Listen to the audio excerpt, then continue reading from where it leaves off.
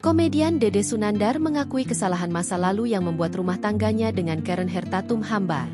Dede Sunandar sendiri mengakui telah pisah rumah dengan Karen hampir 1 tahun lebih. Keduanya pun jarang berkomunikasi. Jika ada komunikasi tentu hal tersebut hanya tentang anak. Masalah rumah tangga Dede Sunandar dan Karen diungkap bermula dari kesalahan sang komedian yang mendua hingga ketahuan sang istri.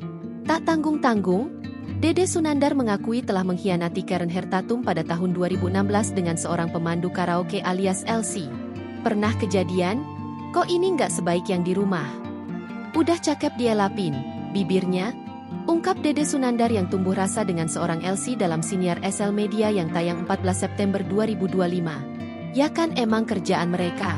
Lu kurang perhatian di rumah? Sahut Sule. Dibilang kurang enggak.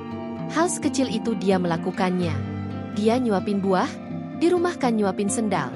Jawab pemain Super Dede tersebut. Lu pernah baper? Cecar Sule. Pernah. Jawab Dede singkat. Lu pernah pacaran sama LC? Tanya Sule menekan.